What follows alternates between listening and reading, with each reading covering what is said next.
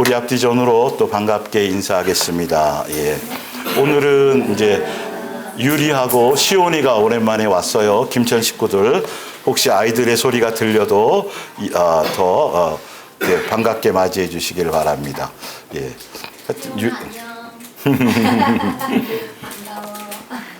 그동안 많이 컸어요, 보니까. 우리가 뭐 해준 게 없는데 막 잘하죠. 예. 예수님이 키워주시는 거예요. 우리도 키워주고 계세요, 지금. 자, 오늘 말씀에 온 거를 봅니다. 예수님의 몸된 교회와 2026년부터 매일 예수님께 허락받아 사는 생활 7번째 시간이 되겠어요. 자, 믿는다의 정확한 뜻을 알자. 말씀을 통해서 성경대로 믿어야 되죠. 멋대로 아무리 믿어봤자 소용없어요. 왜 그러냐 하면 무조건적인 믿음이나 맹목적인 믿음, 종교적인 믿음은 믿음이 아닌 성경에서 말하는 믿음, 영생에 이르게 하는 믿음이 진짜 믿음이기 때문에 믿으려면 바르게 믿고 제대로 믿고 예수님께 인정하는 믿음을 우리가 믿어야 되기 때문입니다.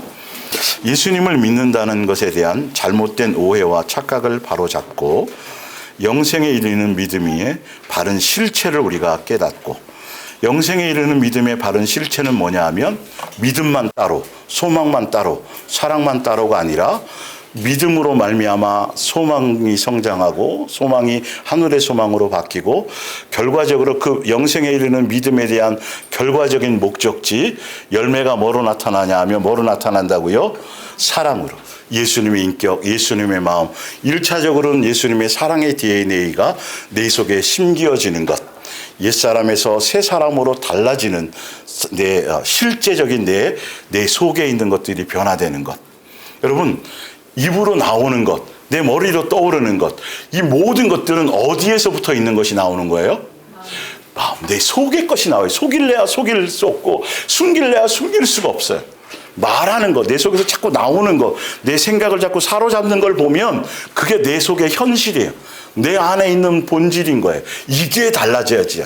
이게 천국 백성인 거고 이게 예수님의 자녀인 것입니다. 그래서 지난 밑에 하나님은 사랑이시다. 그런데 그 아가페 사랑의 본질과 본령과 본체의 삼위일체이시다. 예, 이 대명제. 그리고 우리는 예수님을 믿는다라는 것은 뭘 알고 믿는 거다? 사랑을 알고 믿는 거다. 이게 굉장히 중요한 포커스고요. 그리고 믿음, 소망, 사랑은 항상 있지만 제일이 뭐다? 사랑이라는 것. 항상 결과물은 그걸로 가는 거고 뒤에 나오지만 진리의 가르침의 마지막 목적지가 어디냐 하면 뭐라고요? 예, 영성이고 곧 사랑으로 나타나요. 진리의 가르침의 마지막 목적지. 예. 그리고 진리의 가르침에 말씀대로 뜻대로 순종하고 진리대로 살았다라는, 실제적으로 살았다는 영적인 영수증이 뭐라고요? 사랑이에요. 이 성경에 나와요, 그게. 그만큼 그 예수님은 사랑이시라는 이 본질적인 것. 뭐 내가 순교했어요, 내가 전도 많이 했어요, 뭐 했어요, 이런 거 말고 진짜 너 안에 나 예수의 생명이, 예수의 사랑이, 예수님의 인격이, 신의 성품이 있느냐 없느냐로 다 그걸로 다 갈려지니까요. 포커스를 맞추기가 아주 쉬워져요. 예.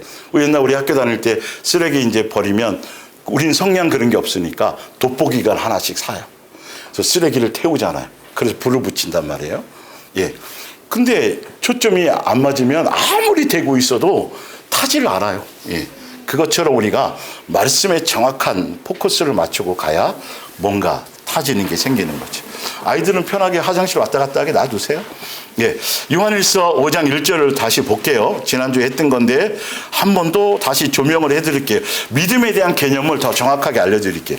예수께서 그리스도이시며 하나님의 아들이심. 다시 말하면 마태복음 16장에 주는 그리스도시요 살아계신 하나님의 아들입니다라고 고백하는, 그게 실제로 믿음으로 고백하는 그 믿음. 그래서 예수께서 그리스도시며 하나님의 아들이시며 여러분의 구세주이심을 믿는 사람은 다 누구예요? 하나님의 자녀예요. 이게 영생에 속한 믿음이고 이 믿음의 고백 위에 교회를 세우신다고 하신 것처럼 그냥 표면적이고 이론적이고 지식적인 것이 아니에요. 그러니까 영생에 속하는 하나님의 자녀로서의 믿는 믿음은 진짜 하나님의 자녀인지 영생에 속한 믿음을 가졌는지는 뭐로 영수증으로 나오는 거란 말이에요. 뭘 실제적으로 샀으면 목적지가 열매로 나오는데 그게 뭐냐면 바로 아버지 하나님을 뭐하고 사랑하는 사람은 그 자녀들도 뭐한다? 사랑한다. 그러니까 영생에 속한 믿음에 속한 자녀들은 예수님을 뭐할 수밖에 없고 사랑하는 것의 목적일 수밖에 없고 진짜 예수님을 사랑하는지 안 하는지에 대한 마지막 결과물이 뭐로 나타나는다? 내 형제들, 지체들, 교회 안의 식구들을 실제로 뭐 하는 것이다? 사랑으로 그걸 예수님은 그렇게 정해놓으셨기 때문에 다른 걸로 말씀하시지 않아요. 그 밑에 또 볼게요. 따라서 또 이렇게 얘기하고 있어요. 또 정의를 해줘요. 따라서 여러분이 얼마나 하나님을 사랑하고 하나님께 순종하고 있는가는 여러분이 하나님의 자녀들 곧 주님 안에서 여러분의 누구요? 형제 자매 지체들이에요. 그러니까 제가 목요일 날 또 더 말씀드리겠지만 1차적으로는 교회 공동체에 이것이 굉장히 소중해요. 거기에 예수님은 사랑이 집중되어져 있어요. 교회 밖에 다른 거는 나중 문제라니까요. 이걸 자꾸 거꾸로 바꾸니까 자꾸 이상해지는 거예요. 교회 공동체 안에 벌써 내실이 예수님의 사랑과 은혜와 이것들로 내실이 강해져야 되고 제가 여러 번 찾아드렸을 거예요. 성경을 보면 교회가 세상을 변화시켜야 되고 이웃을 사랑을 자꾸 뭔가 이런 것이어야 되는데 아니에요. 다 먼저 뭐부터 생각해요? 교회 안에 지체들에게예요. 교회 식구들에게 먼저 용서가 나가야 되고 이게 참 희한하더라니까요. 성경을 자세히 보니까 다 거기에 포커스가 있더라는 거예요. 예. 자, 그래서 봅니다. 주님 안에서 여러분의 형제자매가 된 사람들을 얼마만큼 사랑하고 있는가를 보면 뭐로 안다? 그게 영수증이라는 거예요. 진리대로 살고 말씀대로 살고 뜻대로 산다라는 것. 또 누구를 사랑한다라는 것. 예수님을 사랑하고 있다라는 것의 영수증이 그거라는 것이죠. 그래서 3절에 또 이렇게 나와 있어요. 하나님을 사랑한다라는 것은 하나님께서 우리에게 명령하신 것을 지키는데 무슨 명령이죠? 내가 너희를 뭐한 것 같이 주고 가신, 교회에 주고 가신, 제자들에게 주고 가신, 자녀된 우리에게 주고 가신. 그래서 그 세 계명을 따르고 그 세 계명을 지켜나가는 결과물이 곧 몇 계명을 지키는 거다? 그러니까 몇 계명? 1, 2계명에서 1계명을 지키는 거다.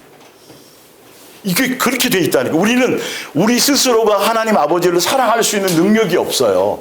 그래서 예수님이 오셔서 길을 열어놓으시고 아버지에 대한 사랑을 확증해 놓으시고 그래서 세 계명을 통해서 1계명을 향해 가게 되도록 이렇게 만들어 놓으신 거예요. 이게 다 필요 충분 조건적으로 되어지는 것이죠. 그리고 말씀하시길 이것은 결코 어렵지 않다. 어려운 일이 아니다. 4절에 자기를 돕는 그리스도를 믿고 의지함으로써 예수님에 대한 그 사랑을 알고 그 믿는 믿음에 대한 것으로 죄와 악한 쾌락을 물리쳐 이길 수 있습니다. 오직 예수께서 참으로 하나님의 아들이심을 믿는 사람만이 이 주는 그리스도시요 살아계신 하나님의 아들이라는 것을 믿고 고백하는 이 믿음, 그 믿음은 무엇으로 나타나는 열매로 결과로 나타난다? 사랑을 통해서 나타나는 결과물이다라는 그걸 지금 다시 얘기하는 거예요. 그래서 이 싸움을 해내며 뭘 이길 수 있다? 세상에 대한 욕망, 탐심, 이게 사랑을 알고 믿는 그 믿음으로만 뭘 할 수 있다? 이길 수 있다. 예수님을 믿는 믿음에 대한 본질. 그러니까 믿음, 소망, 사랑이 같이 역사되어지죠. 그 믿음의 결과가 뭐로 나타나는 거죠? 사랑으로 나타나는 거죠. 영수증이 그거라는 거예요. 요한일서 4장 16절. 우리는 너무나도 크신 하나님의 사랑을 피부로 느끼고 있습니다. 또 우리를 지극히 사랑하신다고 말씀하신 하나님을 믿고 있습니다. 다른 말로 개역개정에는 우리를 사랑하시는 사랑을 뭐하고 있다? 알고 믿는다라는 거예요. 사랑을 알고 믿는 것이 아니면 안 돼요. 왜 그러냐면 하나님이 뭐라고요? 사랑이시기 때문에. 이 아주 평범한 아주 짧은 요게 성경 전체라니까요. 알고 보면 이게 핵심 중에 핵심인데 요거를 싹 다 빼먹고 다른 걸로 채우니까 아구가 안 맞는 거예요, 말씀이. 참 이상해지는 거예요. 뭔가 열심이 생기고 열정이 생기고 막 충성, 헌신 뭐 하면 예수님의 인격으로 열매가 나타나야 되는데 의리로 나타나. 목에 힘주는 거로 나타나. 내가 이렇게 했다라고 그걸 자랑해. 이상한 열매가 나타난단 말이에요. 누구를 위한 충성과 헌신이었는데 주를 위한 거라고 했는데 열매가 뭐로 나타나요? 마귀적인 영광으로 나타난다는 거예요. 그러니까 이 포커스가 안 맞는 거예요. 예수님이 누구신데? 사랑이신데. 그럼 우리가 그분의 자녀인데 결과가 뭐로 나타나야 돼요? 진리의 가르침과 바르게 모든 것들이 예수님에 대한 인격과 사랑과 이것이 닮아지고 그 열매로 나타나야 되는데 희한하게 아무리 숨기려고 해봤자 내 속에서 자꾸 의가 나와야 안 나와요? 자랑이 나와야 안 나와요? 나온단 말이죠. 그래서 그런 거예요. 예, 볼게요. 그러면서 그러므로 누구든지 사랑 가운데 사는 사람은 하나님과 함께 사는 것이며 성령에 전이되었다라는 의미겠죠. 하나님께서도 그 사람 안에 계시는 것입니다. 뭘로 안다고요? 사랑을 향해서 예수님의 인격으로 예수님의 마음으로 그것에 대한 열매가 자꾸 생겨나고 내가 달라지고 속사람이 달라지는 것으로 봤을 때 내 안에 누가 계시다? 오, 예수님이 계시다. 함께 살고 계시다. 여기만 있는 게 아니라요. 뒤에 이제 나와요. 또 많이 있어요. 17절에 예수님과 동행하고 예수님을 믿고 성령에 전이 되고 예수님을 내 안에 주인으로 영접하면 예수님의 자녀가 되면 그런 뜻이죠. 그리스도와 함께 살게 될 때 뭐가 대단해지냐 하면 예수님 믿으면 열심히 믿고 그러면 사람들은 세상에서 뭔가 유명해지고 대단해지고 한자리하고 뭔가 주목받고 자꾸 이렇게 이상하게 착각하게 만들어놔요. 전혀 그게 아니에요. 더 겸손해지고 더 낮아지고 더 세상에 흥미를 잃어버리고 속에 뭐가 자꾸 싹튼다고요? 내 마음이 자꾸 사랑이 싹트네. 자꾸 용서가 싹트네. 미치고 환장하겠네. 좀 화도 내고 열도 내고 멱살도 좀 잡고 막 내가 분풀이 좀 하고 싶은데 내 마음이 자꾸 이상해지네. 자꾸 마음이 넓어지네. 내 마음이 자꾸 용서가 자꾸 생기네. 환장할 노릇 아니겠어요? 그죠? 머리 위에 인격은 알겠는데 마음은 자꾸 달라지니까 그 뜻이에요. 보세요. 그리스도와 함께 살 때 우리의 사랑은 어떻게 되고요? 성장하고 사랑이 성장해야 온전해지는 거니까 그러니까 성령의 전이 되어서 예수님이 내 주인이 되어서 예수님을 영접해서 영생에 이르는 믿음 안에 살아가는 양육되어져 가는 과정은 뭐가 자꾸 성장하는 것이다. 사랑이 성장해가 예수님의 인격과 마음이 성장해가는 것이다. 예, 볼게요. 그렇게 되면 우리는 심판날에 부끄러움을 당해야 안 당해요? 심판의 의미가 없어요. 심판날이 의미가 없고 또 당황하지도 않아요. 그리고 의심도 안 생겨. 확신 속에 살아가요. 확신과 기쁨을 가지고 살아가요. 왜? 주님을 대할 수 있게, 그걸로 얼굴을 대할 수 있게 될 것인데, 왜 그러냐 하면, 우리를 사랑하시고, 우리 또한 주님을 사랑하는 관계인데, 도대체 걱정되고 염려되고 근심될 일이 생길까요? 안 생길까요? 이유를 설명해 놓으셨단 말이에요. 염려와 근심과 걱정에서 심판에 대한 두려움에서 뭐 어떤 것에서도 우리가 자유하고 생기지 않는 이유가 무엇에 속해 있을 때다? 사랑하는 관계 안에 속해 있어서 그것에 있는 관계인데 도대체 무슨 다른 것이 틈탈 수 있겠느냐고 성경은 정확하게 뜻과 의미를 설명하셨어요. 자, 하나 더 볼게요. 요한복음 5장 24절을 보면 내가 진실로 이건 강조한 거예요. 너희에게 이르노니 내 말을 듣고 또 나 보내신 이를 믿는 자는 뭘 가졌고요?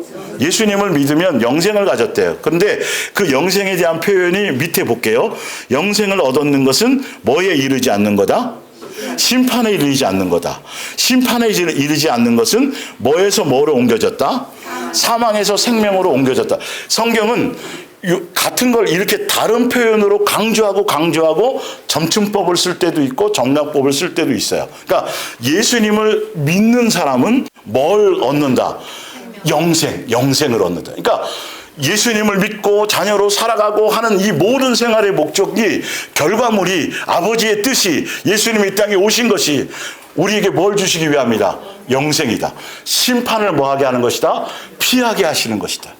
사망에서 어디로 이끌어 주신 거다? 생명으로 이끌어 주시는 거예요. 이게 영생에 속한 믿음을 가진 사람의 결과물들인 거죠. 예수님 믿으면 이 땅에서도 좀 행세하고 자식도 잘 되고 뭐 좋은 일이 있고, 이 개념하고는 전혀 관계가 없는 거예요, 여러분. 이제 좀 더 아시겠죠? 성경의 본질이 그런 것인데 자꾸 그것과 대입을 시키니까 나는 왜 흙수저로 태어났을까? 자꾸 태어난 이후부터를 자꾸 생각하는 거죠. 좀 더 좋은 환경에서, 아니면 미국에서 태어났으면 영어는 기본으로 할 텐데, 뭐 별의별 생각들을 세상의 조건과 환경을 맞추어서 자꾸 원망하고 불평하는 거예요. 그러나 말씀 자체를 보면 내가 태어나 사람으로 존재하는 자체가 뭐다? 은혜고 사랑이다라는 본질을 알게 되는 것이죠. 자, 그래서 요한일서 3장으로 가지고 제가 한번 비교해 드릴게요. 만일 우리가 형제들을 뭐하면? 사랑하면. 그 믿는다는 말이 한마디도 없어요, 여기에 지금요. 믿는다는 말이 없어요. 그렇죠? 아까는 믿으면 이렇게 된다 그랬잖아요. 근데 요한일서 3장에는 믿는다는 말이 없어요. 형제를 뭐하면요? 사랑하며 있다면 우리는 이미 어디에서? 지옥에서. 똑같은 말을 하네요. 그죠? 위에서. 믿는다는 말과 똑같은 의미로 얘기하죠. 믿는다는 말이 한마디도 없는데. 이해가 가세요? 제가 왜 비교해 드리려고 한 것인지 볼게요. 이미 지옥에서 구원받아 영원한 생명의 나라로 옮겨간 것이나 뭐다고요? 마찬가지. 믿는다는 말이 한마디도 없는데요. 예. 그리스도께서 우리를 위해 죽으심으로써 뭘 보여주신 거라고요? 예수님이 십자가에서 우리를 위해서 죽으신 것을 우리를 뭐 하는 거라 그래? 그걸 믿으면 구원이라 그러잖아요. 근데 예수님이 십자가에 죽으신 죽음이 우리에게는 뭘 보여주신 거다? 사랑이 이걸 알고 믿는 믿음이어야 된다니까. 이걸 제대로 깨달아야 이제 주인의 자리를 바꿀 때 바꾸기가 쉬워져요. 이걸 모르면 바꾸기가 쉽지 않아요. 여러분, 주인 자리 내놓기가 쉽겠어요? 권력의 맛을 조금만 봐도 안 놓치려고 난리를 치고 부정을 저지르는데, 예, 이제 보세요. 그건 이제 다음 주에 나오는 거예요. 그 부분은요. 사랑의 본을 보여주셨고, 우리는 이걸로 뭘 알게 되는 거죠? 무슨 사랑? 진정한 사랑. 아가페 사랑을, 그렇구나.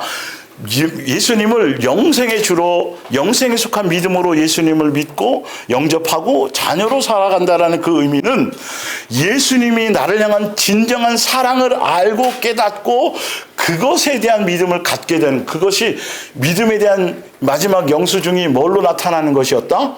진정한 사랑을 깨닫고 알게 되는. 그러니까 알고 깨닫고만 있으면 돼요? 나도 그렇게 열매가 나타나야 돼. 그렇죠. 거기까지를 믿는 거라고 예수님은 사랑하는 거라고 하고 계시다는 것이죠. 예. 자, 베드로후서 1장 3절을 볼게요.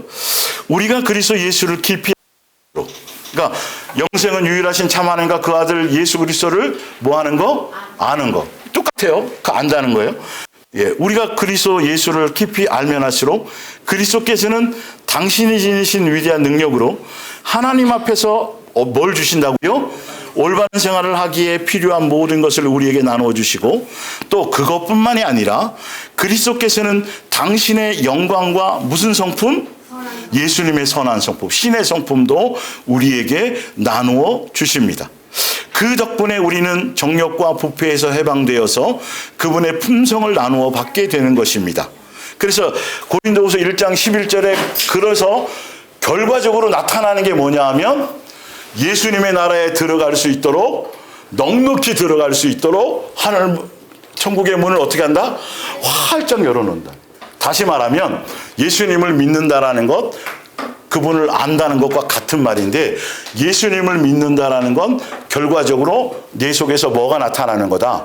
예수님의 인격, 예수님의 마음, 예수님의 성품이 주어지고 사랑의 DNA가 채워지는데, 사랑의 DNA가 채워지게 되어야 바른 것, 선한 일, 옳은 일의 열매를 맺으며 갈 수 있어져요. 그 부분을 뒤에 좀 더 내가 설명드릴게요. 자, 그리고 요한일서 2장 6절을 2페이지 뒤에 넘어가서 보세요. 예, 뒤에 밑에 쪽에 보면 요한일서 2장 7절 한번 볼게요. 7절. 사랑하는 형제들이여, 나는 지금 여러분이 지켜야 할 세 계명을 알려주고 있는 것입니다. 이것은 여러분이 처음부터 가지고 있었고 이미 여러 번 들었던 옛 계명입니다. 그러나 이 계명은 언제나 새로운 것입니다. 항상 이 계명은 현재성이라는 거예요. 이 세 계명은 그리스도를 통해서 참되다는 것이 드러났고 여러분의 생활 속에서도 참되다는 것이 분명해졌습니다. 서로 뭐 하라는 것? 사랑하라는 이 계명을 지킬 때 우리의 생활에서 뭐는 없어지고요, 어둠은 사라지고 뭐가 생겨요? 새로운 생명의 빛이 어떻게 돼요? 비치어져요. 영생의 길로 이끌어진다는 거죠. 누구든지 말로는 빛 가운데 있다고 하면서 동료들을 미워한다면 그는 여전히 어둠 속에 있는 것입니다. 자기 형제를 사랑하는 사람은 빛 가운데에서 다니고 어둠과 죄에서 넘어지는 일 없이 자기가 갈 길을 분명히 어떻게 돼요? 알게 되어지게 되어져 있다는 거예요. 여기도 봤더니 사망에서 생명으로, 어둠에서 빛으로 바뀌어진다는 거잖아요. 근데 믿는다는 말이 있어요, 없어요? 한 단어도 없네요. 뭐라고 돼 있어요? 서로 사랑하면, 세 계명을 지키면 영생이라는 거예요. 이제 믿는다는 의미가 소망, 사랑과 함께 세트로 움직여서 열매가 뭐로 나타나는 거다? 사랑으로 나타날 때 영생이라는 것을 더 확실히 여러분들이 성경을 통해서 포커스를 맞추고 가셔야 돼요. 내 안에 이것이 넘쳐나야 돼요. 내 안에 예수님의 DNA가 생겨나야 돼요. 자꾸 내게 말씀을 적용시키셔야 된다는 거죠. 다른 것에 맞추지 말고요. 자, 앞으로 다시 넘어가서 볼게요. 마태복음 5장 44절.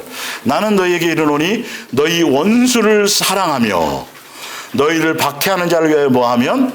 기도하라. 이와 같이 한즉 하늘에 계신 누구 아버지요? 누구 아버지요? 하늘에 계신 분이 우리 아버지는 맞는데, 그런데 내가 그분의 자녀라는 것이 증명되고 확증되어지려면 뭐가 나타나야 돼요? 사랑이 글로 나타나야 된다. 아버지의 인격, 아버지의 성품. 그래서 아버지는 선인과 악인에게도 햇빛과 물을 주시고 그분은 그런 인격의 사람이란 말이에요. 그분은 그런 인격이에요. 근데 우리 아버지가, 내가 그분의 아버지로서 확증을 되고 증명이 되려면 나 또한 그분의 사랑을 닮아서 실제로 뭐 할 수 있어야 되죠?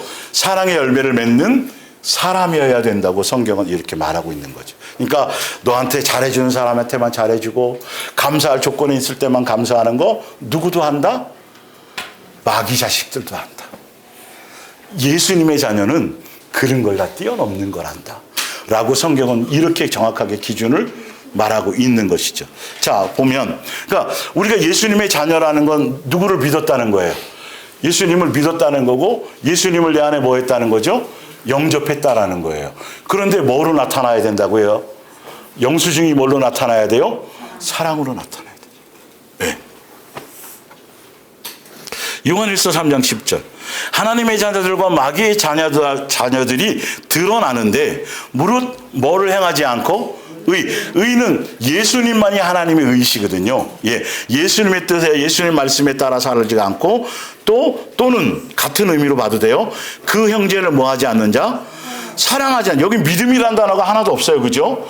그런데도 그 형제를 사랑하는 것으로 자로 하나님께 속했는지, 예수님을 영접했는지, 예수님을 믿는지, 하나님의 자녀인지 이걸로 뭐 되는 거다? 증명되는 거다. 그래서 11절에 우리는 서로 사랑해야 되는데 이는 너희가 언제부터 들은 거예요? 창세로부터예요. 사람이 태어나는 순간부터 이거는 계속 적용이 됐어요. 양육의 목적이고 포인트였어요. 왜? 아버지가 누구시니까? 사랑이시니까. 에덴 동산에서도 그거의 목적이었고, 다 믿음이라는 건 사랑에 대한 본질을 얘기하는 것이다. 그러니까 마귀의 자녀인지 누구의 자녀인지는 능력이 나타나는 거예요? 귀신 쫓는 걸로요? 아니요. 그런 은사적인 거고 표면으로 나타나는 그런 요소가 아니라 내 심령에 뭐로 가득 채워진 것? 예수님의 성품으로, 인격으로, 그런 것들로 내 마음이 넓어지는 것.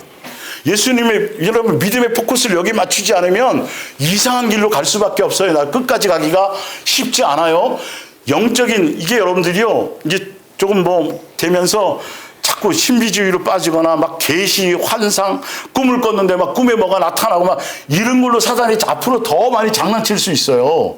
그래서 뭐 꿈에 트럼프가 나타날 수도 있고, 나타나서 뭐 어디 언제 전쟁이 일어날 거라고 얘기할 거고, 남북한에 언제 내가 여기에 막 김정은을 제거할 거다, 막 이런 걸 계시받는 사람이 생겨나요. 여러분, 날 수 있어요. 그러면 이상해지는 거예요. 그 현상 때문에. 뭐에 포커스를 맞춰야 돼요? 말씀에, 진리에. 뒤에 나와요. 진리의 가르침에 대한 결과가 그 안에 예수님에 대한 사랑으로 넘쳐나는 거예요. 다른 어떤 것으로도 증명이 되지 않아요. 성경은 계속 이 얘기를 하고 계셨던 거예요. 그들에게 영생을 주는 거고, 그들에게서 영생을 뺏을 자가 없다라고 말하고 있다라는 것이죠. 아주 지금 어려워요, 쉬워요? 예, 어려운 말로 하지 않고 성경에 쓰여진 말로 하는데 쉽단 말이에요. 믿어진단 말이죠, 이게. 자, 그래서 베드로후서 3장 11절을 볼게요. 이 모든 것이 마지막 이제 세상이 이제 심판되어 불로 심판될 때 이렇게 풀어지리니, 이제 곧 세상의 멸망이 와도 예수님이 재림하셔도 우리가 포커스를 맞춰야 될 걸 언제 올까에 대한 포커스가 아니라, 우리가 매일매일 어떠한 사람이 되어야 마땅한지 거룩한 행실과 경건함으로 누구를 닮아갈까요? 예수님의 마음과 예수님의 성품과 예수님의 경건의 대상은 누구예요? 예수님이라니까요. 내 안에 예수님의 인격과 예수님의 마음으로 새로워지고 자꾸 양육되어지고 그 안에 그 DNA를 채워가는, 예수님이 언제 오시든지 간에 오늘 오시고 지구가 멸망하든 뭐든 그것보다도 더 중요한 건 오늘이라는 날에 내가 거기에 포커스를 맞추고 경건으로 살아가는 거예요. 예수님 놓치지 않고 예수님의 사랑과 은혜 가운데 그 사랑을 경험하며 살아가는 거예요. 그 사랑의 열매를 나의 가장 가까운 이웃과 가족이나 형제나 예수님이 알게 하시는 사람들에게 흘러 넘쳐나가게 하는 거예요. 이 의미를 또 아시겠어요? 그거예요. 뒤에 더 읽어보면 사실은 이 장의 뒤에를 더 읽어보면 더 아는데요. 하나님의 날이 임하기를 바라고 간절히 사모하라. 뭐 하며 기다리라? 손꼽아 기다려. 그러니까 또 손꼽는 것만 마음 두시지 말고 내가 어떠한 사람으로 살아야 될지, 누구를 닮아가고 누구를 배우고 어떤 방향과 목적을 향해 가야 될지를 놓치지 말라는 것이죠. 예. 그래서 지난주에 요거 다루었던 것들인데, 사무엘상 15장과 다니엘서 3장은 사실은 굉장히 극과 극이지만 우리 속에 예수님을 믿는다라는 것에 잘못된 것을 적용하고 내 속에서 지금도 믿는다는 것에 잘못된 착각과 종교성에 내가 물들어 있으면서도 잘 믿고 있다라고 착각하게 될 수 있는 요소에 대한 부분을 적나라하게 표현된 거고, 그리고 또 하나는 진짜 믿는다라는 것, 진짜 영생의 목적이라는 사람들의 삶에 확실한 예수님과의 관계가 어떤 것인지에 대해서도 성경을 통해 좀 자세히 볼 수 있어지는 거죠. 자, 사무엘상 15장 볼게요. 예수님의 명령을 듣고 직접 들었음에도 불구하고 듣고도 그 말씀대로 살아요, 안 살아요? 살지 않아요. 순종하진 않아요.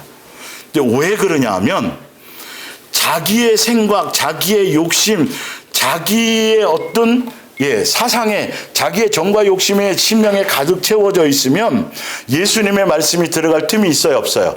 없어요. 자, 그 위에 보세요. 요한복음 8장 37절에 이건 예수님이 직접 하신 말씀이에요. 예수님이 진리를 선포하고 막 가르쳐 주시는데 그들이 아브라함의 자손이라고 그러고 메시아를 기다린다고 하는 사람들에게 예수님이 진리를 가르쳐 주는데 예수님의 말씀이 그들에게 들어가질 않아. 그리고 오히려 예수님을 뭐 하려고 그래요? 죽이려고 해. 그랬더니 예수님이 이렇게 말씀하시는 거예요. 내 말을 받아들일 뭐가 없구나? 자리가 없을 정도로 너의 마음이 뭐로 가득 찼다?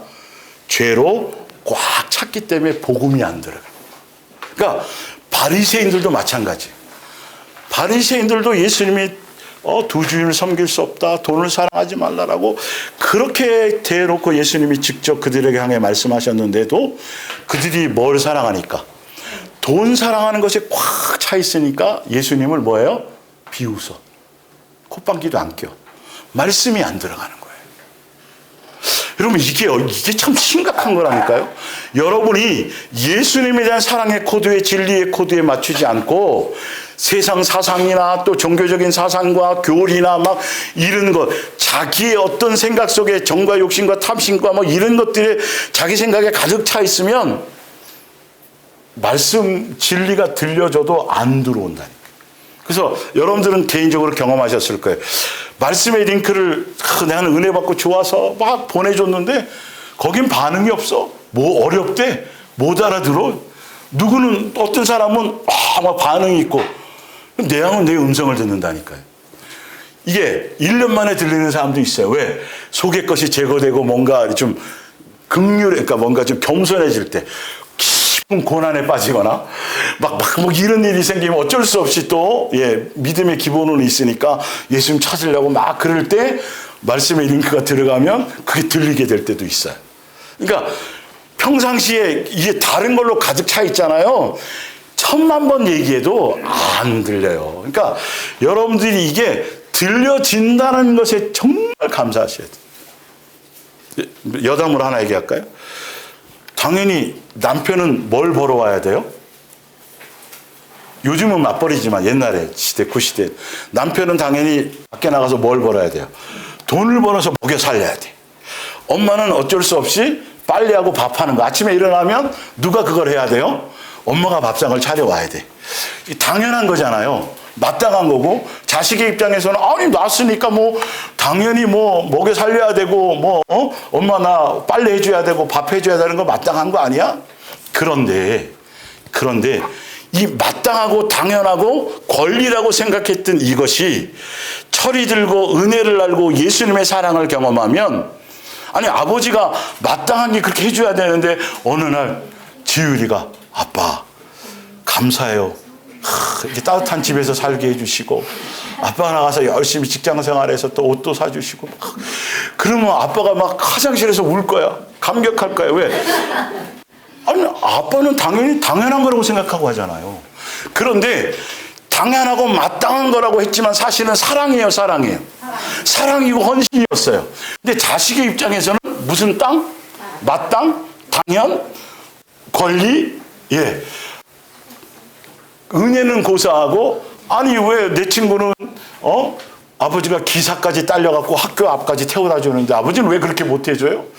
내 친구 누구네는 유학 보내주던데 이러면 이제 아주 심각해지는 거죠. 그런데 철이 들고 그러면 예수님의 사랑과 은혜를 만나면 마땅하다고 생각했던 것, 권리라고 생각했던 것에 대해서 뭘 알아요? 고마움과 감사와 사랑인 걸 알게 된다는 거예요. 여러분, 우리가 예수님을 만나서 예수님을 안다라는 건 우리가 지금 오늘도 그러니까 사람으로 지금 태어났잖아요. 오늘도 내가 지금 숨 쉬고 있잖아요. 오늘도 공기를 숨 쉬고 있고 오늘도 물을 마실 수 있고 내가 사람으로서 살아서 이렇게 존재할 수 있잖아요. 마땅한 거예요? 당연한 거예요? 마땅하고 당연한 거잖아요. 우리는요. 당연히 오늘 잠자면 내일 눈 뜨는 거고. 우리 지금이야 쌀밥 3끼 먹는 게 마땅해요? 당연해요? 당연해요. 근데 한 50년 전만 해도 보리밥을 섞어서 항상 갖고 도시락 싸가야 됐고 지금 북한도 당연히 마땅히 쌀밥이 아닐 거 아니에요. 그렇죠? 50년 전에는요. 17인치 금성 텔레비전 하나 있으면 그 집은 부자야. 동네에 하나밖에 없었어. 우리 집도 옛날에 하나 있거든요. 담벼락에 애들이 다 해서 그 기밀의 박치기 나오는 거 보려고 그러고 막 그랬는데 요즘에 여러분 집에 텔레비 있는 거 대단하게 생각해요? 없는 게 마땅하고 당연하고 쌀밥 3끼 먹는 거 다 그런 거잖아요. 그런데 알고 보면 이것도 사랑이고 은혜고 감사해요, 아니에요? 그런 거예요. 그런데 우리가 예수님 안에서 당연히 눈 뜨면 오늘이 주어지는 거고 당연히 눈 뜨면 내가 숨 쉴 수 있는 거고 당연히 눈 뜨면 소화가 되는 거고 이런 거라고 생각한 이것이 뭐로 알려져야 돼요? 감사고 고마움이고 은혜로 깨달아져야 된다는 것이죠. 여러분이 오늘도 교회라는 예수님의 몸된 교회라는 소속을 가질 수 있는 것도 당연한 건데 마땅한 건데 뭐가 돼야 돼요? 감사가 돼요. 예수님의 말씀이 들려지고 깨달아지고 이해가 되어지는 것이 마땅한 마땅한 거라고 생각하고 당연한 거라고 생각하고 권리라고 생각되지만 사실 알고 보면 은혜예요, 은혜예요. 사랑이에요, 사랑이에요. 감사예요, 감사인 거예요. 고마움이에요, 고마움인 거예요. 이게 영적의 깊이의 수준인 거예요, 알고 보면. 마땅하고 당연하고 권리라고 생각했던 것들이 뭐로 느껴지게 될 때 감사고 은혜고 사랑으로 고마움으로 표현해질 수 있어질 때, 그럴 때가 뭐가 하는 거다? 성장한 거고 성숙해진 거고 자라난 거다. 저는 그래서 항상 여러분들에게 이 말씀을 들어주셔서 여기에 함께 가주셔서 감사하게, 제가 쇼맨십을 하는 게 아니라 정말 그렇다니까요, 여러분. 여기 한 사람도 없고 여기 뭐 시온이하고 유리만 둘만 있어도 저는 감사하고 감격할 거란 말이에요. 근데 여러분 주변에 지금 보세요. 사람이 있어요, 없어요? 뒤에 있어요, 없어요? 우리 장선주 집사님 때문에 상준 씨가 오늘 교회에 왔나요? 누가 전도해서 왔어요, 도대체? 박은영 집사님이 전도해가지고 김경일 집사님이 오셨나요? 아니잖아요. 누가 해주신 거예요? 이게 마땅하고 게 아니라 이게 감사거리라니까. 이게 고마운 거라니까요. 이게 뭐라는 거죠? 은혜라는 거를, 여러분, 이 당연하고 마땅한 이 모든 것들이 여러분의 심령 속에 예수님을 진짜 인격적으로 만나고 제대로 믿음을 갖고 천국에 대한 소망을 갖는 사람이면 점점 당연하고 마땅하고 권리라고 생각했던 것들이 뭔지 알아요? 감사구나. 식중독에 한번 고통을 받아봤더니 와, 살이 뭐 몇 킬로가 빠지고 그거 은혜란 말이야. 어쨌든 억지로는 안 빠진. 그런데 그 일상에 대한 그 부분, 나이가 들어가면서 힘도 빠지고 뭐 이렇게 되면서 자꾸 뭐를 알게 돼요? 예수님 없이는 살 수 없구나. 예수님이 아니면 안 되겠구나. 이 가치를 젊을 때는 막 자기 혈기로 살잖아요. 뭐 다 모든 게 다. 아니요. 이게 논의의 시간을 주신 것은 예수님의 은혜를 생각하고 그 깊이를 알라는 거예요. 그래서 우리가 여담이었지만 여러분의 심령의 믿음의 깊이와 사랑의 깊이가 깊어지는 건 당연하고 마땅하다고 생각했던 것, 권리라고 생각했던 것들이 뭐로 나타나는 거다? 고마움과 감사와 은혜와 이것들로 자꾸 표현되어질 때, 오, 내가 철이 좀 들어가는구나. 철분을 따로 안 먹어도 되겠구나. 이런 생각으로 그런 걸로 보는 거예요. 예. 자, 사무엘상 15장 12절. 어떤 사람이 사무엘에게 말하여 이르되 사울이 갈멜에 이르러 예수님께로 가야 되는데 전쟁에 승리하고 나서 당장 어디로 올라가요? 높은 산 갈멜로 올라가요. 길갈로 가야 되는데 자기를 위하여 기념비를 세우고 발길을 돌려 길갈로 내려갔다 하는지라.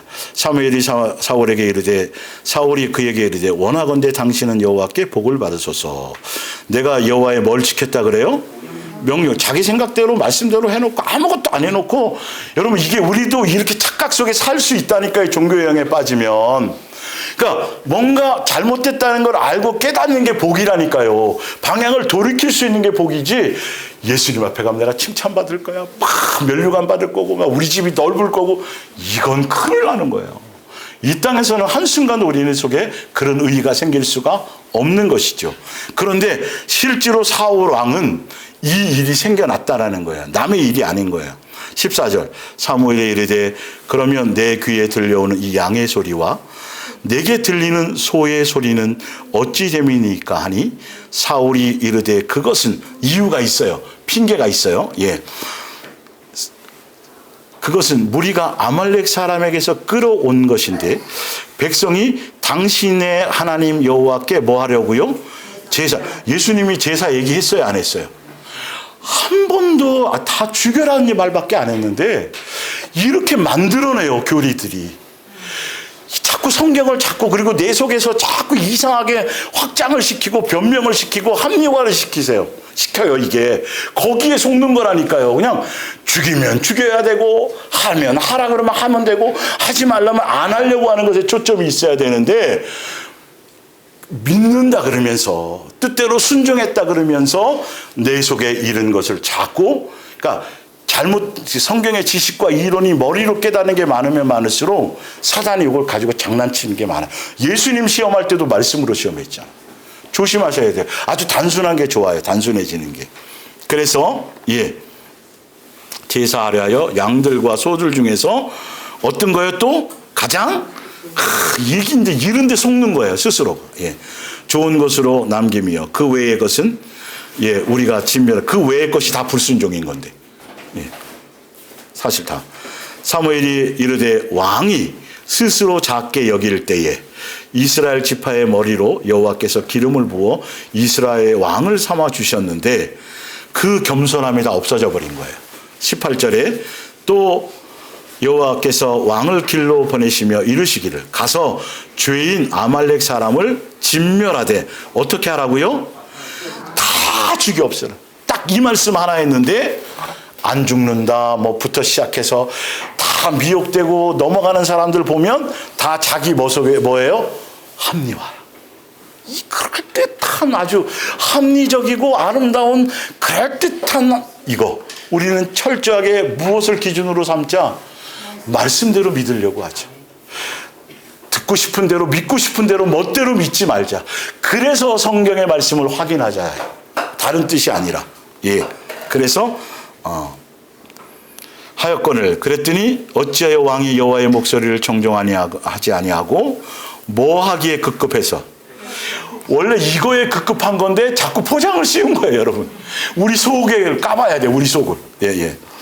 하여 여호와께서 악하게 여기시는 일을 행하였나이까 나는 실로 여호와의 목소리를 청종하여 여호와께서 보내신 길로 가서 아말렉 왕 아각을 끌어왔고 아말렉 사람들은 뭐 했어요?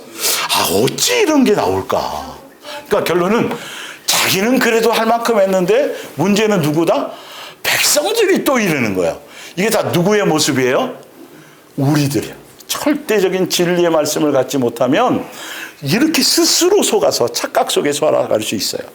그리고 21절에 무슨 말을 해요? 무슨 만? 요거 덧붙이는 거. 그렇지만요. 그러나 뭐 이런 거 자꾸 붙이는 거. 아니요. 말씀 앞에 그거 붙이면 안 돼요, 여러분. 잘 안 돼도 실수 넘어지더라도 천국 열쇠를 사용하더라도 그 용납하면 안 되는 거예요. 다만 하지만요 그런데요 요런 것들 아주 좋은 게 아니에요. 다만 백성에게 마땅히 멸할 것 중에서 가장 좋은 것으로 길갈에서 당신의 하나님 여호와께 뭐 하려고요? 제사하려고 양과 소를 끌어왔나이다. 사무엘이 이르되 여호와께서 번제와 다른 제사를 그의 목소리를 청종하는 것을 그러니까 종교심만 있지 아버지가 원하고 뜻하는 거 이런 거 하나도 생각이 없다는 거죠. 같이 좋아하시겠나이까. 왕이 여호와의 말씀을 버렸으므로 우리도 마찬가지예요. 여러분 오늘 들려주는 이런 말씀들을 경홀히 여기거나 가벼이 여기거나 합리화시키거나 이러면 예수님이 우리를 버리세요. 말씀으로 대화가 안 이루어지고 말씀으로 뭔가 답을 안 되어지잖아요. 그러면 방법이 없어요, 여러분. 이게 그래서 왕을 버려 왕이 되지 못하게 하셨나이다 하니 범죄하였나이다. 내가 여호와의 명령과 당신의 말씀을 어긴 것은 이제 본미천이 나오죠. 내가 누구를 무서워했다고요? 그러니까 예수님을 존중하거나 경외하거나 아예 처음부터 그게 없었어요. 그러면서 자꾸 합리화시키고 포장시키고 이러니까 열매가 순종으로 나타날 수가 없죠. 그래서 그들의 말을 청종하였나이다. 소위 광약교회 성도들이 송아지 만들 때 아론이 만들었잖아요. 아론이 왜 만들었을까요? 백성이 우리만 마찬가지예요. 백성. 여러분 우리 속에요 이 포장지가 다 있어요. 여러분 이거 적나라하게 말씀으로 잡아내셔야 돼요. 겉으로 척하고 종교심으로 어떤 척하는 위선적인 프레임으로 스스로 속지 말고요. 내 속에 까서 내 속에 냄새나는 실체가 드러나는 거예요. 이게 진짜 감사하고 축복된 거예요. 그래서 말씀을 말씀대로 자꾸 받으려고 하셔야 돼요. 목사의 말이 아니라 말씀의 내용에 자꾸 적용이 들어와야 돼요. 가감없이 받으려고 그대로 맞추어 살려는 것에 포커스를 자꾸 맞춰야 돼요. 여러분 이 말씀을 듣는 순간에도요. 내 속에서 아마 경험이 있을 거예요. 합리화시키고 다른 생각으로 이렇게 막 이상하게 혼동시키는 경우도 굉장히 많이 있어요. 지금은 치열한 전투가 벌어지고 있는 거예요. 사단이 가라지를 뿌리기도 하고 쪼아먹기도 하고 열매 맺지 못하도록 뿌리 내리지 못하도록 그래서 진리에 대한 말씀에 집중하는 포인트가 사모함이 너무도 소중하고 중요한 거예요. 예. 자, 다니엘서 3장을 볼게요. 이 3장을 읽으면서 여기에 숨어 있는 뉘앙스나 영적인 흐름을 보면 마음에 와닿으실 거란 말이에요. 그러니까 사울 왕의 자세와 똑같은데 다니엘의 자세가 틀려요. 다니엘은 나라가 없어졌어요. 포로 생활하는 거예요. 지금 여기가 지금. 예. 17절에 임금께서 우리를 불가마에 내던지신다 할지라도 우리는 그 금신상에 절할 생각이 어때요? 전혀 없습니다. 우리가 섬기는 하나님께서 우리를 구하실 마음만 뭐하면, 여러분 이런 자세가 참 중요해요. 이게 마땅한 것이 아니라 누구의 뜻에 달려 있는 거다. 내가 여기서 살아나지 못하더라도 절대적인 주권이 누구다? 예수님의 뜻에 의해서 맞추어지고 그것이 이루어지는 것이 중요한 것이지, 내가 뭐 좋은 일이 생기고 여기서 건진받아서 뭐 영광을 드러내고 그건 나중에 문제라는 거예요. 누구의 뜻이 더 합당하다? 예수님의 그 뜻과 거기에 자꾸 포커스를 맞추려고 하라는 거죠. 내 생각이 아니라. 임금께서 우리를 활활 타오르는 불가마에 집어 던진다 하실지라도 우리를 거기서 건져 주실 것입니다. 18절, 예수님의 뜻이 그렇다면 그냥 되는 거라는 거죠. 불가마든 뭐 숯가마든 뭐 그거 조건은 뭐 아무 이유가 문제가 없다는 거예요. 설령 그분이 우리를 건져 주시지 않으신다 뭐 하더라도 이거랑 그거랑 뭐 내가 영생에 대한 소망과 예수님에 대한 신뢰와 사랑과는 아무 조건이 없네. 그런데 사람들이 요거 이루어 주셔야 되고 예수님 좀 이게 응답돼야 되고 막 금식하고 철야했는데 응답이 안 왔네. 실패했네. 뭐가 안 됐네. 그러면 뭐가 흔들려요?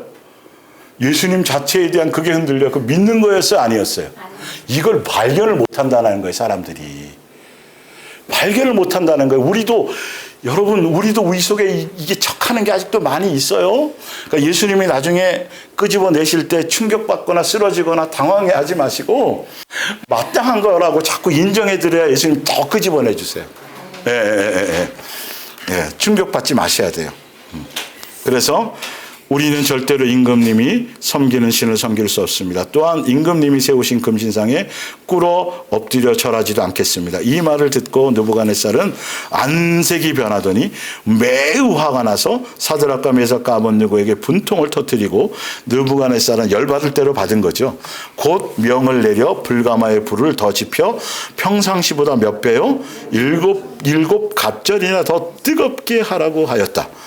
그런데 22절, 왕의 명령이 너무도 열받아서 막 엄중하고 그러니까 엄하였고 불가마가 너무 뜨거웠기 때문에 사드락과 메삭과 아벳느고를 집어 던졌던 군인들마저 그 불에 타 죽을 수밖에 없었다.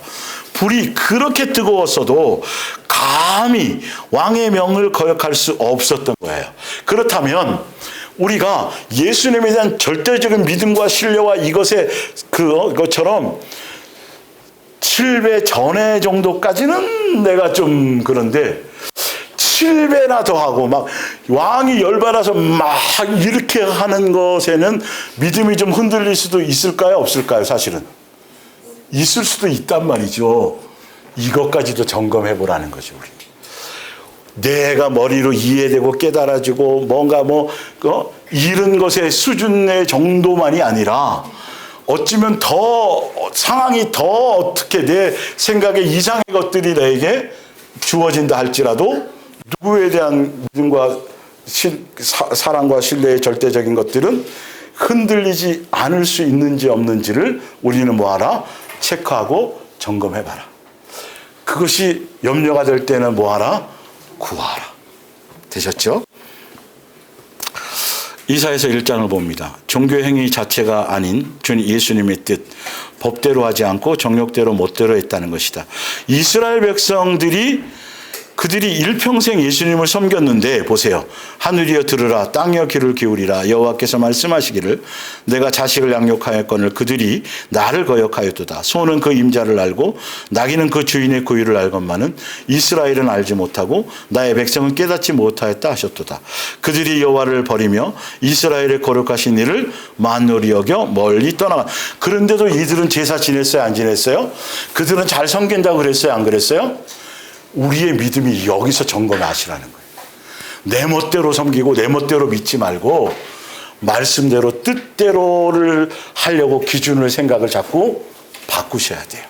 자, 이제 오늘 본질적으로 할 얘기가 뒤에 거예요. 요한복음 1장 3절. 만물이 그로 말미암아 지은 바 되었으니 지은 것이 하나도 그가 없이 된 것이 없느니라. 세상은 그로 말미암아 지은 바 되었으되 세상이 그를 알지 못하였고 자기 땅에 오매 자기 백성이 영접하지 아니하였으나 영접하는 자 곧 그 이름을 믿는 자들에게는 하나님의 자녀가 되는 권세를 주셨으니. 그러니까 이제 예수님을 영접한다는 의미는 그분을 만물의 주인으로서 먼저 뭐 하는 거예요? 영접한다라는 거예요. 그리고 또 한 가지 여러분들이 명심해야 될 것이 있는데 예수님은 만물의 주인이세요. 그래서 그분은 세상 어떠한 곳에서도 그분을 담을 수 있는 공간이 있어요, 없어요? 없어요. 하늘도 그분은 그 안에 담길 수 있는 분이 아니에요. 하물며 사람이 지은 성전에도 담길 수 있어요, 없어요? 없어요. 그런데 중요한 건 그런 전능하신 분께서 만물의 주인이고 세상 그 어떤 것에도 담을 수 없는 그분이 어디에 주인으로 오시겠다고요? 누구의 주인으로? 나의 주인으로 오시겠다는 이 엄청난 사랑과 영광스러움이 깨달아져야 된다. 그 영접한다는 의미의 가치가 예수님이 만물의 주인이고 어떤 것에도 담을 수 없는 분이 친히 우리를 사랑해서 우리라는 것엔 만물의 주인이 아니라 누구의 주인으로? 나의 주인으로 와주시겠다라는 거죠. 예, 그 가치예요. 그래서 갈라디아서 2장 20절을 보면 내가 그리스도와 함께 십자가에 못 박혔나니 그런즉 이제 예수님을 믿는다라는 것, 예수님을 영접한다라는 것, 그거는 이제 내 안에 누가 주인 되어 사는 거다. 예수님이 주인 되어 사는 거다. 뒷장으로요. 예, 이제 주인 된다는 의미를 제가 가르쳐 드리려고 그래요. 성경적으로. 열왕기상 8장 27절. 하나님이 참으로 땅에 거하시리이까 하늘과 하늘들의 하늘이라도 주를 용납하지 못하겠거든 하물며 어디 이리오리까? 성전의 건물엔 더더군다나 있을 수도 없어요. 그런데 유일하게 어디에는 거하시겠다는 거죠? 내 안에는 거하시겠다는 거예요. 근데 이게 어떤 의미냐면요, 여러분들이 이제 자식들에게, 자녀들에게 배의 키를 맡겼어. 선장에서 배의 키를 맡겼더니 이게 자기가 가고 싶은 대로 가만히 저거 놔뒀다가는 보람 하나 파손될 것 같아. 제자리로 목적지까지 못 갈 것 같아. 그래서 예수님이 친히 우리의 뭐가 되시도록 주인이 되시고 선장이 되주시는데 여기에 뭐가 들어갔냐 하면 친히 그분이 값을 치루어서 대가를 치루어서. 그러니까 우리는 별 값어치가 없는데 예수님이 우리를 얼마나 귀히 소중히 여겼냐면 자신의 생명과 바꾸어서 살과 피를 찢어서 당연히 피조물인 우리를 친히 값을 주고 우리에게 사셔서 우리의 뭐가 되시려고요? 주인이 되어주시고 선장이 되어주셔서 우리를 친히 어디로 이끄시려고요? 영생으로 이끌어가기 위해서 주인 되어주러 오신 거예요. 그러니까 이 사랑과 이 의미가 느껴져야 얼른 뭘 내려드릴 수 있어요? 키의 자리를, 주인의 자리를 내드릴 수 있는데 예수님이 내 속에 온 주인이라는 개념 자체가 그분이 생명을 다하고 피를 다하고 목숨을 버려서 그분이 우리 교회 와서 행세하려고 하시는 게 아니라 우리를 어디로 이끌고 가려고요? 영생의 길로 이끌어가기 위해서 친히 값주고 합법적으로 하셔서 우리 안에 거하시러 주시는 거예요. 그게 뭐다? 우리를 향한 사랑이다. 자, 볼게요.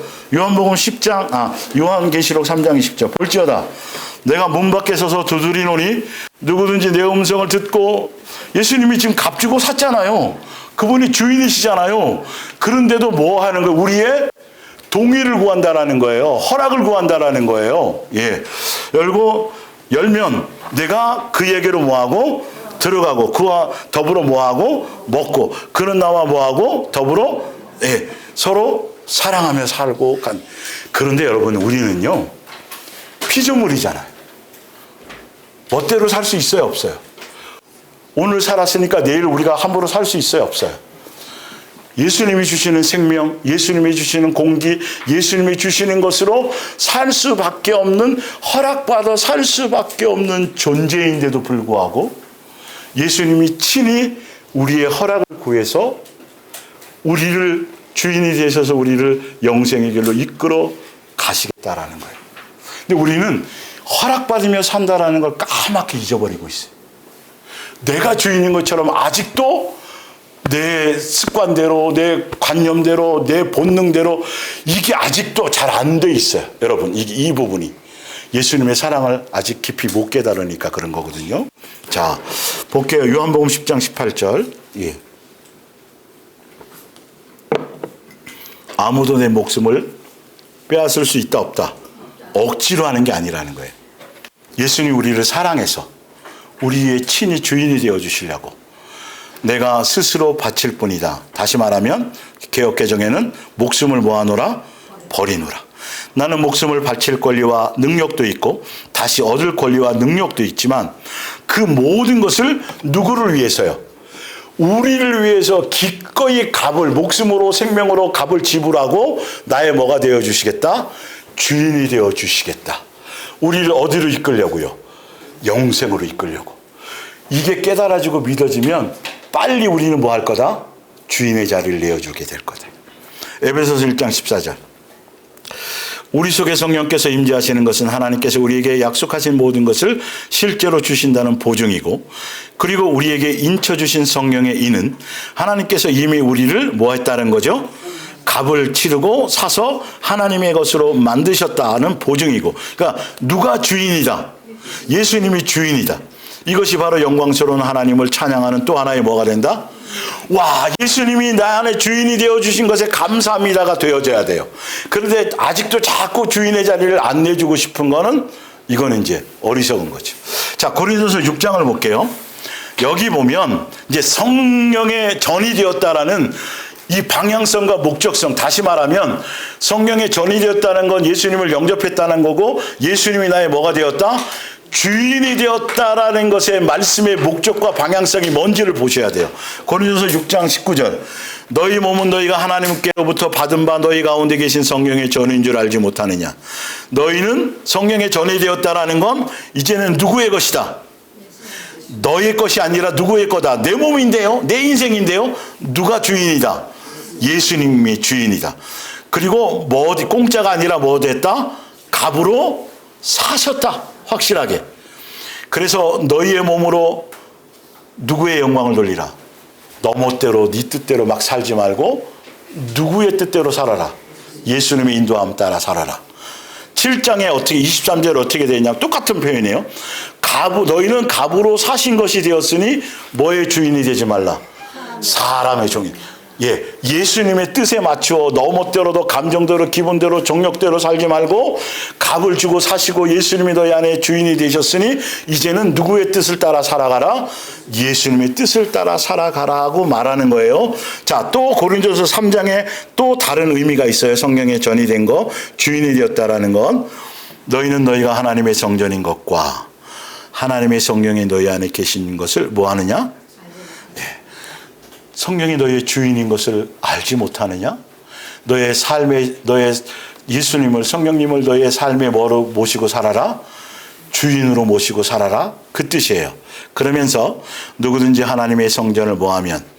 더럽히면, 이걸 다른 걸로 표현하면, 예, 위에 써 있죠. 옛사람으로 돌아가거나 정과 욕심과 탐심 그대로 살거나 내가 여전히 너의 주인대로 살아가려고 한다라면 이 말이에요. 그러면 멸하여 버리시겠다는 거예요. 하나님이 그 사람을 멸하시리라. 하나님의 성전은 거룩하니 너희도 뭐 해라? 예수님을 닮아가라 뜻이에요. 주인 대신 18절에 자신을 속이지 마십시오. 만일 여러분이 이 세상 표준으로, 기준으로, 세상의 관점으로, 세상을 기준으로 만약에 판단해서 여러분 자신을 스스로 매우 어떻게 여기거나 슬기롭다고 생각한다면 그 모든 생각을 내던져 버리고 차라리 뭐가 되십시오? 바보가 되십시오. 그러니까 이게 성령의 전이 되었다. 성령께서 나의 주인이 되시다. 예수님 나의 주인이 되었다라는 삶의 방향성이 어디에 맞춰주고 어떤 열매로 나타나져야 되는 것에 대한 본질을 지금 설명하고 있는 거예요. 그러니까 여러분들 이제는 세상 기준으로, 세상 판단으로 스스로 지혜롭고 스스로 똑똑하고 세상 개념과 세상 철학과 세상 것으로 기준 삼아 살지 마십시오. 자기를 드러내거나 자랑하거나 지혜롭다고 스스로 하지 마십시오. 옛날에 내가 주인일 때, 마귀의 종로를 탈 때 그랬었던 것이고, 지금은 누가 주인이다? 예수님이 주인이다. 이제 읽어드릴게요, 바로. 그러면서 그래야 정말 슬기로운 사람이 됩니다. 이 세상 지혜는 하나님께서 보실 때에 어리석은 것입니다. 성경에서 하나님께서는 슬기롭다 자처하는 자들 궁리하는 것, 그런 머리 쓰고 뭐 잔머리 굴리고 뭐 이런 것들 순식간에 끝장내 버리시지라고 쓰여 있듯이 인간은 자기 지혜에 걸려서 넘어지는 것입니다. 그래서 결론은 무슨 말이냐면 그 욥기서 5장 17절을 인용한 건데, 인간이 누구 없이 살려고 자꾸 그래요? 예수님 없이 살고 자기의 본능대로 자기의 막 이게 성령의 전이 되어서도 아직도 이걸 갖고 있다라는 거예요. 본능으로. 아주 위험한 생각이에요. 그러면서 이렇게 되어져 있죠. 또 그러므로 이 세상의 지혜를 뭐하지 마십시오. 사람을 자랑하지 마십시오 이 말이에요. 여러분에게 필요한 것을 누가 다 알고 보면 누구에 의해서 살아가는 거예요? 성령의 전이 되었다라는 건 우리의 모든 삶의 여정과 모든 과정을 누구로 위해서 살아가게 돼 있어요. 성령님으로, 예수님으로 말미암아 살아가게 되어져 있는데, 거기에 인간의 지혜, 자기의 어떤 학식, 자기의 열심, 자기의 뭔가를 첨가하며 살 수 있다 없다? 없다. 그건 어리석은 거다. 그 뜻을 갖고 있는 거예요. 주셨기 때문입니다. 자, 고린도후서 6장 14절 한번 볼게요. 주님을 사랑하지 않는 자들과 뭐하지 마십시오. 이 얘기를 밑에 또 이렇게 해놨어요. 주님을 사랑하지 않는 자가 짝짓지 말라고 해놓고, 하나님의 백성과 죄의 백성 사이에 무슨 공통점이 있다가 없다? 없다. 또 이렇게 표현해요. 빛과 어둠이 어떻게 함께 할 수 있습니까? 같은 얘기를 하는 거예요, 계속. 그러나 강조하는 거예요, 계속. 점층적으로. 자, 그리스도와 베일리알 사이에 우상에 어떻게 조화를 이루어요? 못 이루어요? 못 이룬다는 거예요. 자, 그리스도인이 어떻게 믿지 않는 사람과 손을 잡을 수 있겠습니까? 이런 의미는 뭐냐 하면, 여러분들이 예수님을 믿지 않는 사람, 예수님을 사랑하지 않는 사람과 어울리지 말라는 소리가 아니라, 그들에게 어찌 동화될 수 있겠습니까? 그들에게 어찌 여러분의 마음을 빼앗길 수 있겠습니까? 무슨 말인지 알죠? 그들 속과 함께 살아가고 공존하고 교제하고 살아가지만 철저하게 여러분의 믿음의 정체성, 여러분의 소속, 여러분의 본질에 대한 것은 오히려 더 강해지고 굳건해져야 되는 것이지, 그들과 어울리니까 같이 술자리하고 뭐 예의를 갖추고 뭐 마음이 넓은 척 그딴 짓 하지 말라는 거예요. 용납하지 말라는 거예요. 거기에 물들지 말라는 거예요. 눈높이는 맞춰줄 수 있으나 진리는 진리대로 그대로 고수하라는 거예요. 그만큼 여러분의 가치가 얼마나 소중한지 아냐는 거예요. 성령의 전이 되었다라는 이 가치가 예수님의 목숨을 바꾸어서 우리를 값주고 산 거거든요. 자, 볼게요. 그러면서 이렇게 결과를 내요. 16절에 하나님의 성전과 우상이 어떻게 하나가 되겠습니까? 여러분은 하나님의 뭐예요? 예수님, 그러니까 성령의 전이 되었고 예수님 나의 주인이라는 의미가 우리가 하나님의 뭐다? 성전이며 살아계신 누구의 집이에요? 하나님의, 예수님의. 여러분이 그런 거예요, 여러분. 머리가 시끌시끌해지고 염색 안 하면 안 되는, 염색 안 하면 볼품 없어지는 우리 속에 우리의 가치가 뭐라고요? 예수님이 우리의 주인으로 와 계신 곳이라는 거예요. 여러분 스스로 깨달아야 돼요. 여러분의 가치를 함부로 살 수 없어요. 세상 사람처럼 함부로 여러분의 인생을 그렇게 가치 없게 살 수가 없어요. 천국 백성답게 사셔야 돼요. 성령의 전답게 사셔야 돼요. 성경은 이걸 표현해 주고 계신 거죠. 밑에 한번 볼까요? 하나님께서는 이렇게 말씀하셨습니다. 내가 너희와 함께 어떻게 해요? 무슨 소? 무슨 소? 친히 몸소 너희와 항상 함께 거닐고 함께 먹고 함께 마시고 하늘에 하늘도 담을 수 없는 그분이 우리 안에 친히 자원해서 사랑해서 뭔 말인지 알겠죠? 함께 먹고 마셔 주시겠다는 거예요. 그 주인의 자리를 우리를 어디로 이끌려고요? 우리한테 맡겨놨더니 이거는 뭐 될 일이 없거든 이게. 그러니까 친히 그 불편한 자리에 오셔서 몸소, 이런 표현이 저는 막 전율이라 이 성경의 이런 표현들이 몸소 이리저리 나다니라. 또 보세요. 내가 너희의 하나님이 되고 너희는 내 민족 백성, 하늘나라 될 것이기 때문이다. 그러므로 주께서는 또 말씀하셨습니다. 뭐하라? 떠나라. 뭐하라? 떠나라. 이 더러운 어디에서? 더러운 물건을 다 뭐하라? 버리고 정결한 뭐가 되어라? 되어라. 나는 너의 아버지고 너는 내 자식. 그러니까 결론은 예수님을 닮아가. 예수님의 거룩성, 예수님의 온전하심. 그러니까 성령이 전이되었다라는 것. 성령을 내 안에, 예수님을 내 안에 주인으로 모셨다라는 건 철저하게 세속적인 것에서 자꾸 벗어나라는 거예요. 돈 사랑, 세상 사랑, 뭐 내 탐심과 정욕, 두 마음 품는 거 막 이런 종교적인 척, 위선 막 이런 것들 있잖아요. 그런 것을 다 몰아내라는 거예요. 더 구별되라는 거예요. 더 예수님을 닮아가라는 거예요. 그게 성전으로서 예수님을 내가 주인으로 영접했다라는 그 가치의 정확한 정체성이고 내가 성령의 전이 되었다라는 강력한 메시지의 핵심이 내용이 바로 그거예요. 그래서 내가 성령의 전으로서 살아가는 삶의 방향과 목적성이 점점 내가 더 구별되어지고 예수님을 닮아가고 잘 안 되고 완벽과 완전을 얘기하는 거 아니에요. 고민하지 마세요. 믿음의 분량만큼만 해도 예수님은 일단 인정을 해주니까 너무 거룩하려고 자꾸 애쓰고 막 고민하고 머리 짓듣지 마시고 그러나 방향과 목적과 의미를 아니까 영접했다라는 것, 예수님이 내 주인이라는 것에 강력한 의미의 포커스가 어디에 있다? 구별되라. 예수님을 닮아라. 경건한 모습으로. 그건 실제적인 거예요. 내 안에 있는 것들이 무엇로 채워지나를 보세요. 내 머리와 생각을 자꾸 감싸고 있는 것이 무엇인가를 보세요.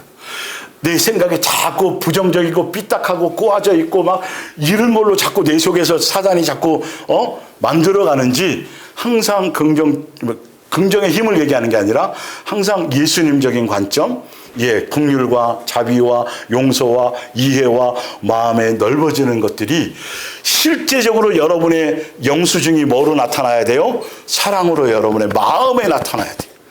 이거는 점검하기가 쉬워요. 남의 마음은 모른다잖아요. 물길, 10길 물속은 가도 한 개 사람 속은 모르는데 내 마음은 점검하기가 쉬워요. 말씀하고 자꾸 비춰보자는 거죠. 오늘 어쨌든 뒤에까지 가면 좀 더 구체적으로 덜 터이지만 오늘은 일단 여기까지 하고 오늘 시온이하고 유리가 정말 말씀도 잘 듣고 끝까지 잘 있었어요. 감사해요. 자, 기도하겠습니다.